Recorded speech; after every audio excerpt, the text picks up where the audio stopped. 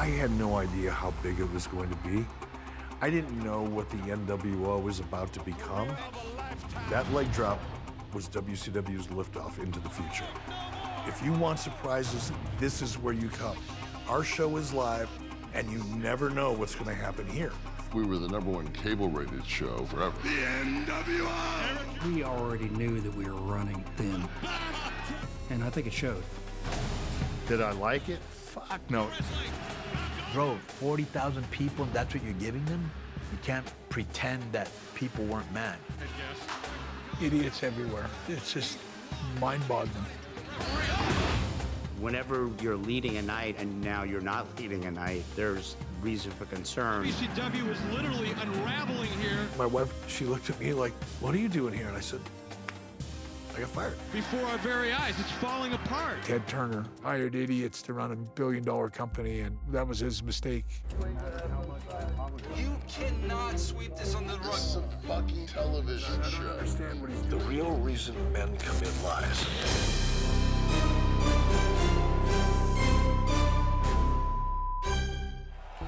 A lot of changes, ladies and gentlemen, at World Championship Wrestling over the last 36 hours. WCW was one of many things that I was responsible for, and it was the thing that I liked the least.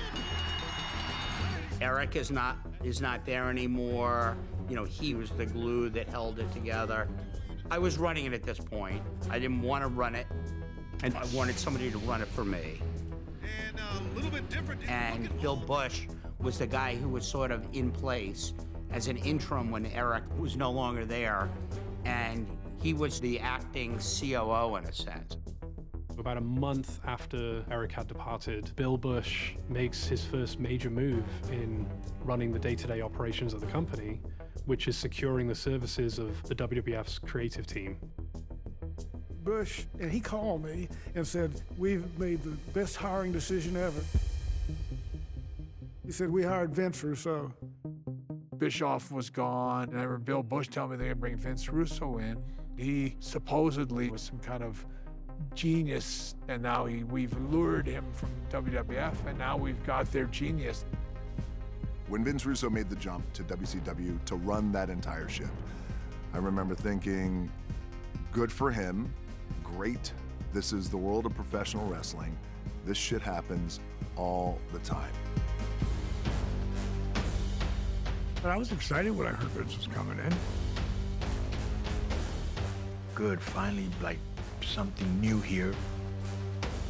I heard that he was a genius. Why would Vince Russo want to leave the WWF and come here? I had a degree in journalism, and I started freelancing for the WWF magazine, where I started writing maybe about 2 articles a month. I would sit in while they were writing the television, and it was so bad that I started writing my own angles in the magazine that had nothing to do with the TV show. And I get a call from Vince McMahon's assistant. Vince wants to see you up in his office immediately. It wasn't even 9 o'clock yet. He had the WWE Raw magazine in his hand and said, this is what our television show needs to be. I was absolutely shocked. It got to the point where I was the head writer of the show. Then I got to work with Ed Ferrara, who was a bona fide television writer. If you were flipping the channel over to WCW, what were they doing that was different? It was real. It was real. You believed it.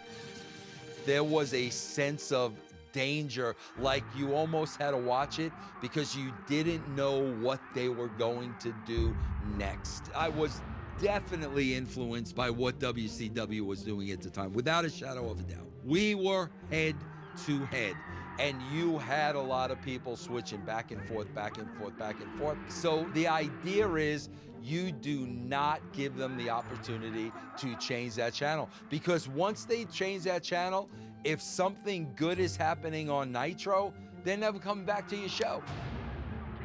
It's hard to argue with the objective data, which show that the WWF actually enjoyed a tripling of its revenues. The television ratings went from being anemic to skyrocketing to levels people didn't think of before.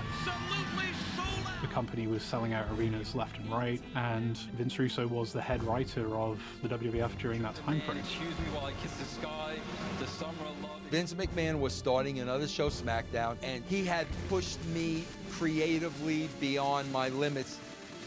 I had 3 small kids. I wasn't seeing them at all. I honestly believe I was on the verge of a nervous breakdown. He just expected Ed and I to write a second show, never offered any more money. And bro, it's like I was building such a close, tight bond relationship with Vince that I started asking myself the question, does this guy care about me as much as I do about him? Or am I the cash cow that's writing his show? I was so burnt out. I broke down and I cried in Vince's office, okay?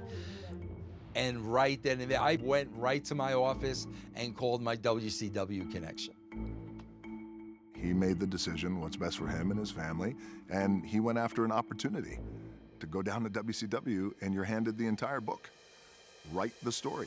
There was an awful lot of enthusiasm at that time that this could be what's needed to give WCW the shot in the arm that it needed. It's a brand new Monday Nitro! I looked at WCW as a great challenge, and what I saw here was I saw a whole breed of a new blood that was stuck somewhere in the middle because for whatever reason, they couldn't break that establishment. And listen, man, the day I walked into that locker room, I had every mid-Carter coming up to me. I had never met them before, bro. I'm talking about like the Malenkos, Benoits, and the Conan, Juventudes, and all these great people. Man, those guys, the Rey Mysterios, Ultimo Dragons, all those lucha guys that came in and pushing each other to be the best, pushed me to another level. We gonna turn this mother out. Now can't you dig it? There wasn't anybody better in terms of ring skills than the mid-Carters. So, you know, I think that there was more talent there than people gave them credit for. And I remember locking eyes with Hogan the first time. You gotta understand, when you're a New Yorker, there's like a sixth sense, like you just know. He did not trust me, bro, as far as he could throw me, and he was not gonna believe one word that I said. And I'm gonna come out and say it, and I've never said this publicly before. No doubt in my mind, Bischoff was responsible for a little of this. I am partially responsible for costing Eric his job. Eric is gone, but Eric's boys, the people that he took care of and made rich, were not in tune with what Russo wanted. Don't wake a sleeping giant. I was always a fan of Vince's. I just told him, like, you ain't in Kansas anymore. Like, this ain't WWE. 1, 2, 3, this is some fucked up shit. I had an absolute great plan, and if you go back and watch the first 3 months, you'll see it. And at that time, Jerry Springer was so hot. So we always had that on in the background. And what was Jerry Springer? It was controversy with characters and storyline. That's what the show was. And basically, that's what we needed to do. They hit him with a bumpy. Vince Russo's program, everything was quick. Boom, boom, boom, boom. I try to stay positive. I was very hopeful, but it definitely was a shift from a more laid-back sort of atmosphere, and it's more electrified and louder, faster, that sort of thing. It definitely was a shift. I know the numbers. The numbers are on the internet. And in those 3 months, the numbers went up. Slightly, but they went up. To me, it wasn't about wrestling at that point. It was lots of TNA. It took us in a direction that even corporate didn't like. Watch it, Billy. This is family hour. It had a little positive effect on the ratings, but not much. Certainly made it not advertiser friendly. My job was to make this show the absolute best that I thought it could be, and to make this show to not just please wrestling fans, but to be appealing to an entire wrestling audience. His thing was like, we already have a wrestling audience, let's get the audience that isn't watching wrestling. But bro, if you're a casual fan and you're watching Judy Bagwell on a pole match, Hoisted high above the ring on the forklift now. why would you want to watch that, or a piñata match or whatever? He's got the piñata. This is not WCW. This is a comedy act. Meatballs and we're gonna do it all night. I don't think it was for the fans. It seemed like, you know, he was entertaining himself. Hey, boys. Hey, boy, let's just go. St. Anthony, help me out of this mess. Vince Russo was just another idiot. He's a shit stain. And I always thought in the back of my mind that he was there to lead to our ultimate demise. When does our journey begin? On the 7th night. Maybe good theory that Vince Russo had decent success at WWE because Vince McMahon was there to figure out what was good and keep that and throw away what was bad. And then Vince Russo comes in and he doesn't have that buffer, he doesn't have that person telling him no. Never do that! The whole group of people in the office thought he had gone too far down the road away from what WCW was. Listen, man, the one thing I really started noticing was every time I turned around, J.J. Dillon and Kevin Sullivan were having sidebars. And as soon as I looked at them, boom, now the politics are rearing their ugly head. So Bush calls me into his office. He said, Vince, we're thinking of going in a direction. We're going to go more into a committee, and we want you to be part of a committee. And bro, without missing a beat, I said, Bill, I got a contract. The contract states that I am head of creative. I am not interested in any of your committees. I said, so I am going to go home and you guys can figure out how you're gonna pay me. And that was the end of it. And I went home and they continued to pay me. Who took over for you then in creative? Sullivan. I just thought it was such a complete change. When he first left, I said, we gotta get back to wrestling. Benoit, Perry Saturn, Dean Malenko, Eddie Guerrero. When those guys showed up at TV and I wasn't there, the undercard, they went absolutely ballistic because they knew. They went to work one day and Vince isn't here. They knew. They knew what had happened. They were such an intricate part of the show, but they weren't Nash, Hall, Hogan, Macho Man. They could have been, but they weren't. So in an effort to try to make it up to those guys and calm everybody down, Sullivan made the decision to put the belt on Benoit. Let's get the official word if we can. I remember at that TV taping, they asked for their release, and Bill Bush said, yes, you can go. Not realizing exactly where they were going. It was a Monday night, sitting in the restaurant having dinner with my wife, and on the screens, I could see that Monday Night Raw was on. And I see Eddie and Dean and Chris and Perry Saturn. I thought, wow, WCW have hit rock bottom. If those guys are jumping ship, it's inevitable. And I said to my wife, knowing Turner the way I do, how much you want to bet they're going to call me and ask me to come back?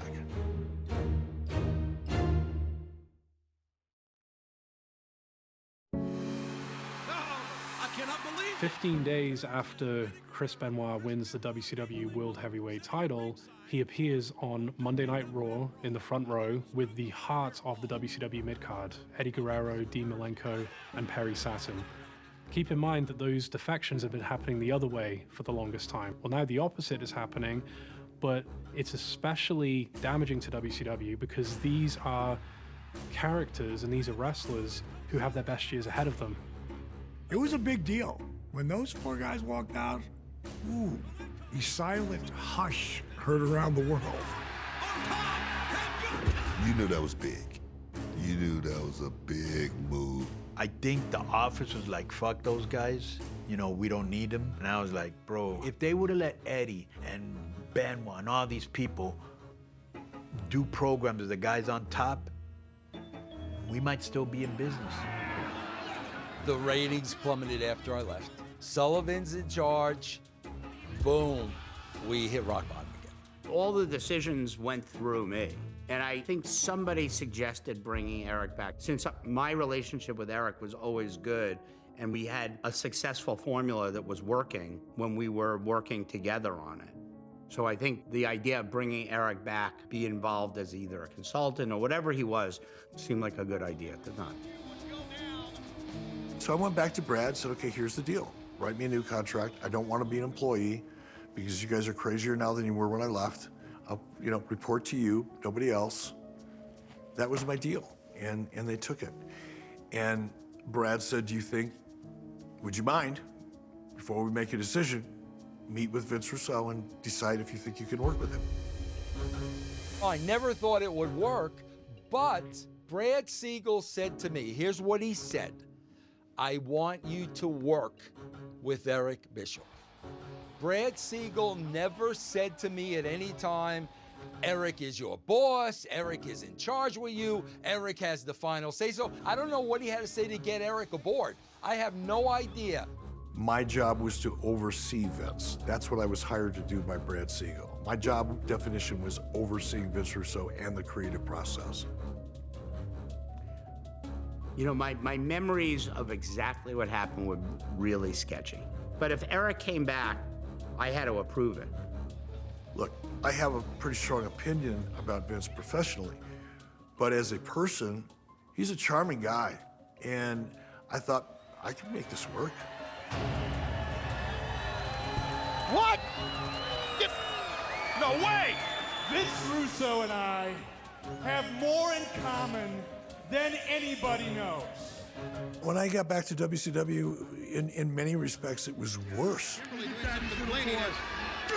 Number 69. Oh, the stuff. 2 points. I'm gonna show you just a couple of clips. Gonna be watching it, and then just any commentary, reactions, memories, stories, anything that comes to mind.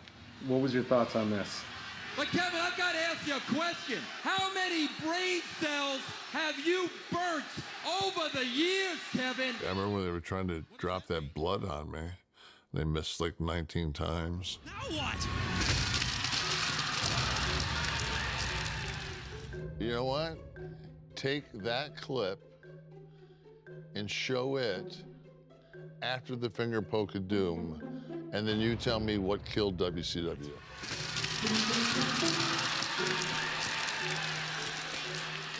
Look at my face. Like, shit, you gotta be kidding me. The new blood strikes again. The new blood's symbol. And Nash is walking slowly, drenched in the red. Kevin Nash in pursuit. This was a monthly doing that they did something. Russo running out of the building. The company was in worse shape than it was when I left. They are getting to their limousine. There was no hope. Get that damn camera out of here.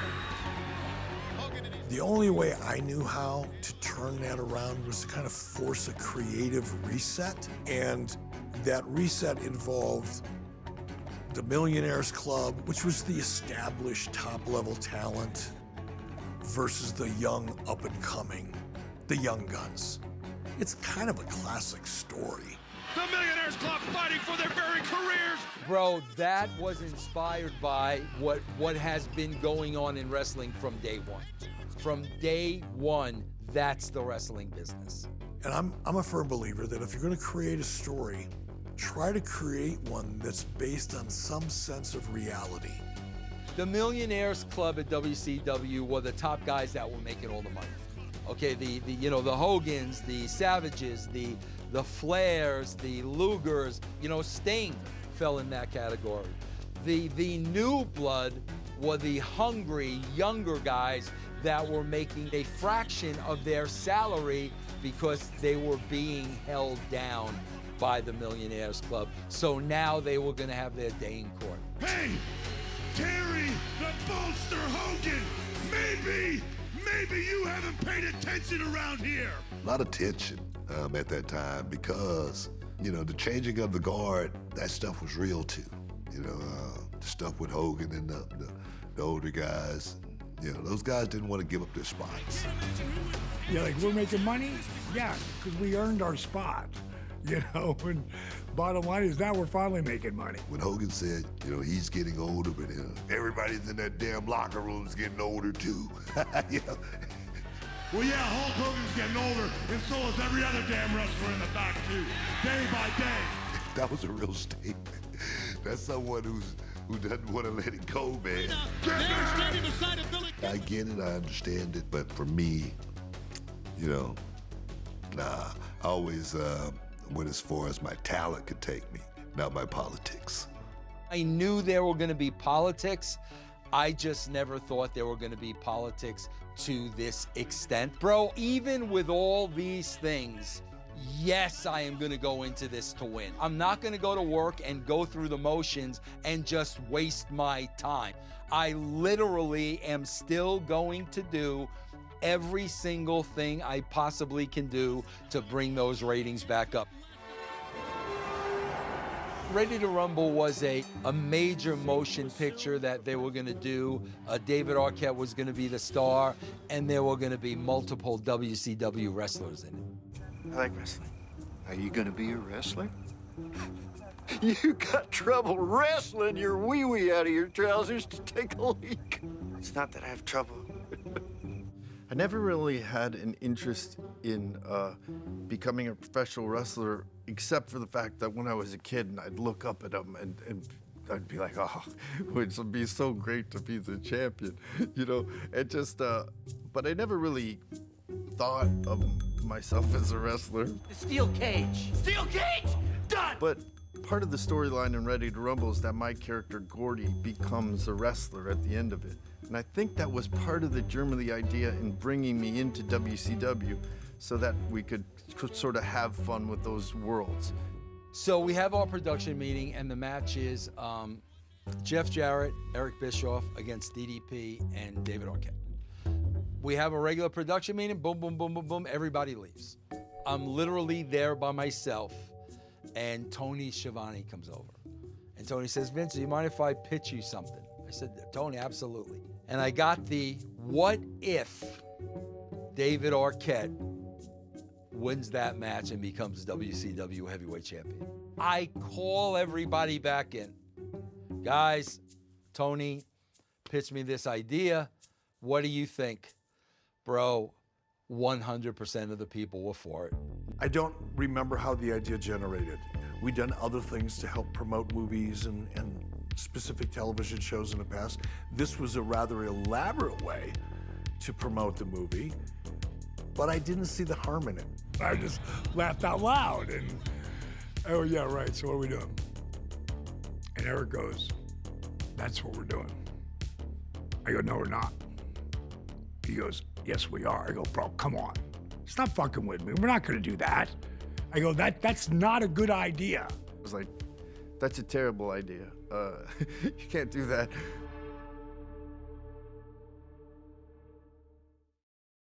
Hogan's going to pinfall here. Spear by Arquette. Oh, Jarrett's got the belt. Arquette, 1, 2, 3. What again? What's going on here? David Arquette won the world title. Got this huge reaction when they made me the champion. You know, people throwing stuff and spitting on you and calling you the worst things in the world. But what it really hit me when I was in the locker room and Booker T was there and he was getting ready. He goes, Booker, man, this is so great, man. I'm the world champion. I'm the world champion. You know, and he goes, how many times have you been champ, Booker? He's like, I never won it, you know. And then he goes, his mood totally changed. And I was like, oh, whoa, okay, that hit me. So it was hard to see that. You know, you do have these guys who pretty much have given their lives for this sport. And then you have a Hollywood actor, even though it's David Arquette, who we know and love, come in and win that title, yeah, that's a hard thing. I would say it was just another nail in the coffin of a company that was rapidly dying at that time. I thought it was a bad idea putting the World Heavyweight Championship on David Arquette. I mean, movie star or not, it's just not a good play. And when you do something like this, you go, okay, where do we go from here? Well, people were pissed at this actor that had never paid his dues, because that's a big thing, paying your dues, right? Was a world champion. And Vince's rebuttal to that was, it got eyes on the product. I don't know how well it did in the ratings, but I go, yeah, but it got people talking for the wrong reasons. I don't think that was a good idea. Bro, I'll never forget, the next morning after that, I get up, I go downstairs to the front desk. What's on the front cover of the USA Today? That would have never, ever happened in a million years. And at that time, that's what we are after. And again, bro, I'm going to say it. I write a television show. If you think about the importance of the world title in wrestling, yes, it's predetermined, but it does carry with it a huge amount of value. And I think fans perceive this as another attempt to get the interest back in one day rather than building for the future. The wrestling audience didn't appreciate it. In the eyes of the hardcore wrestling fan, and I'm not dismissing them, I don't mean it derisively, but the really passionate wrestling fan felt that it really made a mockery of the title, to use that title in that way. I didn't feel that way in that moment. I was looking at the bigger opportunity and felt like we could sustain a couple weeks of bad press. I think Eric put himself in a position to where he stopped calling the shots and just started being a part of the shots that was being called.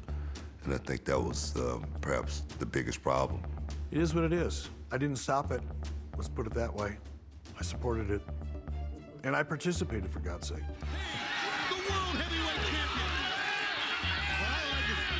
I would do the same thing today, bro. Without blinking an eye, I would do the same exact thing today. To this day, do you understand the anger around making Arquette champion or not? And quite frankly, I could care less. Arquette goes out there the next day. He doesn't want the championship. Whoa, bro. We followed that up in the storyline. What did he have it, bro, for like a week? Paige, we could have got killed out there. Listen, Paige, this has all been a big fluke. It's been a whole lot of fun. But I don't deserve to be the World Heavyweight Champion. And he went out on, the next day and he goes, man, I shouldn't have the title. People like Booker T should have the title. Tonight, I'm gonna relinquish the belt and give up the title. I don't deserve it. How about that? These guys deserve it. Maybe Booker T deserves it, but I don't deserve it. I was like, wow, So he might have been my biggest cheerleader, He might have been the spark that lit the flame. I started at the bottom of that company, and I had seen these guys on television, and now I'm in the same locker room with them and competing with them at the highest level. I was doing something that I had never imagined or dreamt of doing in a million years. I knew Book was going to be a big star. When he was putting on grease paint one time and he was doing G.I. Bro, he said, I'm here and I'm going to keep doing what I'm doing. And eventually I'm gonna get there. And I'm like, you know what, bro? You're right, you are. I said, you got the best attitude ever. Thinking about winning the world title for me in this company is something that I never really thought about. When I first came in this company, it was a clique. It was a good old boy clique, And if you weren't in the good old boy clique, you only went to a certain level, Why do you say that you don't think you never thought it was possible to win the world championship? Because I was black. Be honest. I knew how good I was. That was a doubt in my mind. But you still wonder if that company would be willing to accept a black champion. He was beloved. Everybody loved him. He was so easy to work with. He paid his dues. Booker had completely thrown in the towel of ever thinking he was going to be a champion because he knew the political game. Everybody's fighting for the same spot. And especially, bro, when you're on top, you got everybody gunning for you. So when Hulk was on top, Yes, did he do everything he possibly could to secure that spot? Bro, 1,000%.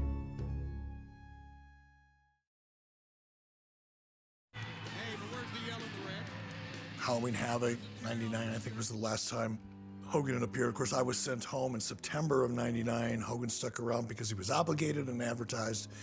But without me there, Hogan really wasn't too interested in working in any way, shape, or form with Russo. So when I came back to work with Russo, it certainly made it a lot easier. Eric is now treating me as I'm below him. And I had had enough. So I called Brad Siegel. And I said, Brad, if you want to make Eric head of creative, freaking make him head of creative.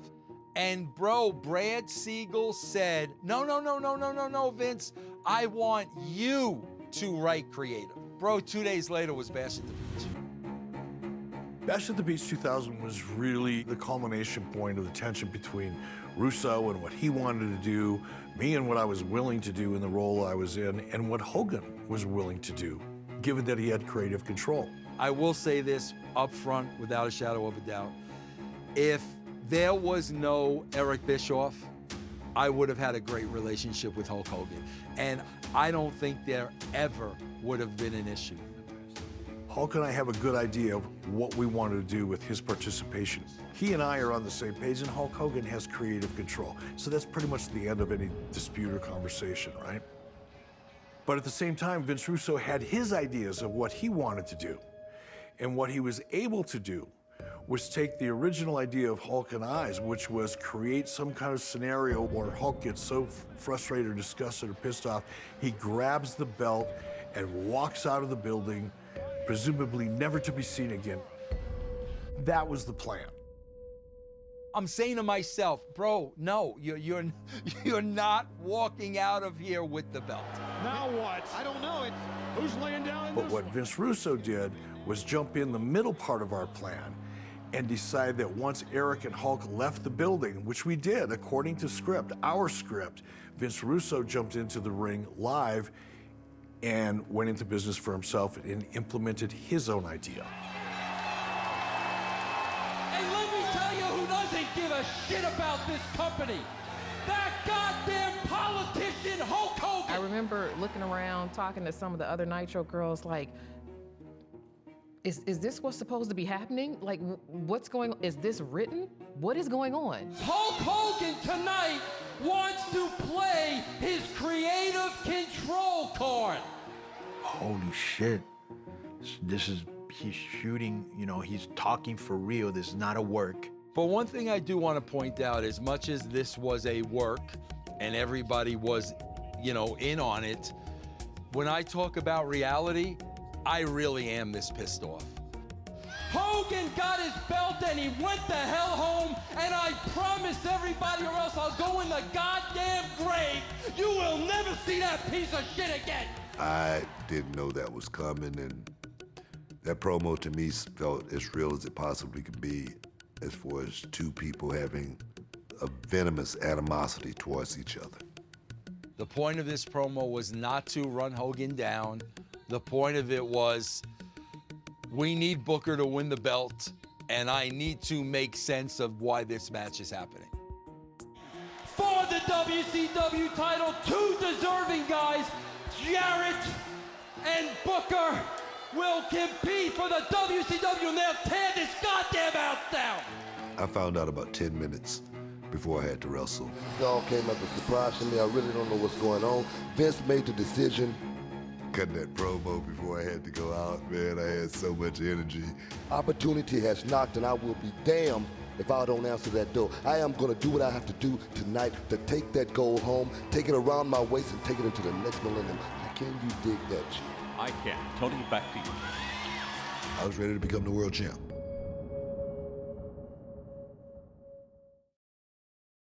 I remember before the bell rang, I jumped up so high, and just because I was like, "Well, let's get this done,"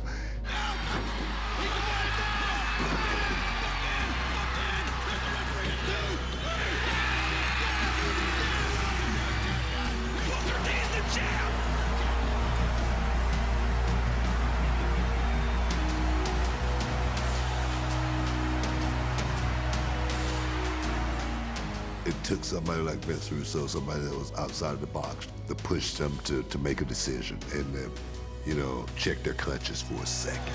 I came back for the Booker T's. I was totally out of the loop as far as what was going on with Vince Russo and Hulk Hogan and Eric Bischoff. Bro, the next day on the internet, everybody bought this hook, line, and sinker. And bro, what you got over and over and over again was, finally somebody put Hulk Hogan in his place. Hulk is at home and he's reading this and he's seething and his ego is kicking in because now it looks like this jackass Vince Russo got one over on Hulk Hogan. That's why this company's in the damn shape it's in, because of bullshit like this. My phone's just nonstop vibrating. Hulk's phone's blowing up. And now we're starting to hear bits and pieces from different people about what Russo did. And we're looking at each other like this can't possibly be true. Hulk Hogan, who is contractually entitled to have final say over creative, and yet he throws all of that out the window and goes into business for himself, tears the script up and says, no, I'm gonna do it my way instead. We couldn't believe that that happened. As far as Hulk was concerned, he's done. There's going to be a lawsuit. As far as I'm concerned, I'm done. Regardless of who did what and who says what, let's just look at it from the most important person in the equation, which is the people paying money to come and see the shows, buying the pay-per-views, showing up to the live events. Why would I buy into the idea that the next pay-per-view is going to be the biggest event ever, or the next match is going to be unbelievable, when it seems like every time they hype something up, some nonsense like this happens? Ultimately, I think what this represented was the blowing up of this new creative team that many had predicted was inevitable. And unfortunately, it played out, not behind the scenes, but in front of everyone to see. You could talk about angles and storylines and this and that. The fact that I was in a position to be able to do the right thing, Booker T becoming the champion and a man finally getting what he deserved and getting through all that red tape and all the BS, was far and away my greatest moment. Russo's stunt made it impossible for me to A, trust Vince Russo, or really the judgment of anybody else, including Brad Siegel. Brad had a choice. He could have sent Russo home following Bash at the Beach, but he didn't. Eric and Hogan were partners in what they wanted to do with WCW. And I was trying to do whatever I can do to get it back on track. I came back to the guys behind that curtain that give a shit about this company. Post Bash at the Beach now we have another creative shakeup. Eric goes home, Hulk is never to be seen on WCW TV again, and for the next 3 months we have Vince Russo and a booking committee mapping out WCW storylines. So much had happened. There had been so many attempted restarts and reboots and changes of direction that the entire promotion was sort of in a state of shell shock. Once the bleeding started, it was a consistent deterioration of WCW's business. Billy Kidman's got the butt of Viagra, and got it. Oh, he broke that. Everything was very spontaneous in the moment. What gets me excited now? Sure, the meaning of the word discipline, Leia. What did you guys know that was going to happen? He was doing a lot of segments with himself involved. Well, he was brought in to be a writer, and then he write himself into the show and write himself as one of the main characters in the show. This is my show, this is my house, and these are my people. I'm just going to be 1000% completely honest with you. As far as an on-air character, I felt that I was better than 80% of that roster. They put so much pressure on me, bro, that I made the mistake of saying, you know what? F it. If you want ratings, I will go out there and get ratings myself. I almost get killed, bro. I almost got killed.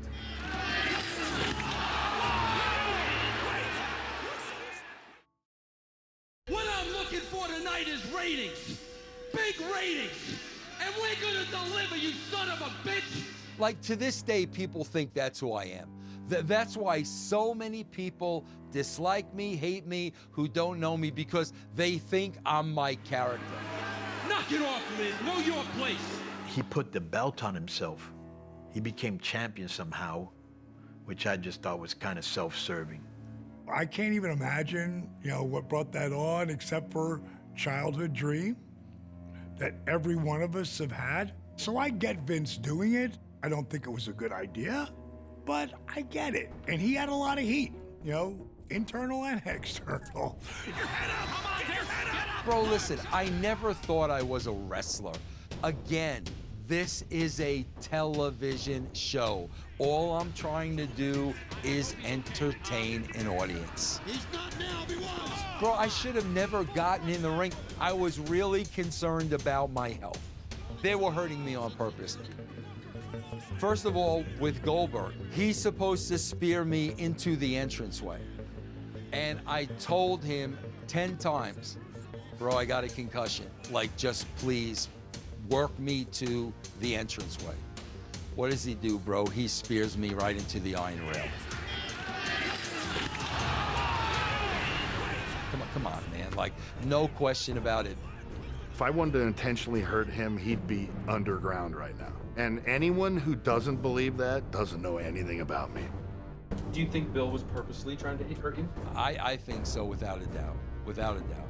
And that was it. That spear, that was the one that put me away. That was it. Why am I putting my health on the line when obviously nobody gives a crap about this company anymore? Russo! I'm here, and I'm waiting, Vince. The last show that Vince Russo is credited to have written is the October 2nd, 2000 edition of Monday Nitro. He gives an interview the next day on WCW Live, lamenting everything that was going on in the company, and then he's gone from the picture after that point. This is Russo in 2000, baby. Hulk Hogan, I don't give a damn. You think I care about Eric Bischoff? I could give a damn. Ratings 2.7, 1.7, 0.7. I don't care. Vince Russo losing his job next week, I don't give a damn. When I see this and I see that guy there, it really reminds me of how much I hate the business. I mean, I'm gonna be honest with you. I mean, there's a lot of people that don't like me saying that. That's the fact of the matter. It really brings me back to the damage emotionally that this business did to me. That's absolute truth, God honest truth. And then those same politics exist today. What is the fate of WCW? We're talking about a company that at its peak was generating in the neighborhood of $200 million a year, and a huge part of pop culture. It's a hit every Monday night, but it wasn't anymore. It was so bad. The bickering, the infighting. We're Time Warner. Is it that important to own a wrestling company that's losing money, bleeding massively? I'll sit and watch the fucking thing sink from my fucking house. It didn't feel like a family anymore. You had to look out for yourself. What's going to happen here? Are they going to stick with this? Are they not going to stick with it? I said, Brad, why don't you let me explore selling WCW while it still has some value? Green going out! We thought we were coming to work like a regular day. Do you know anything? And no one knew until that night.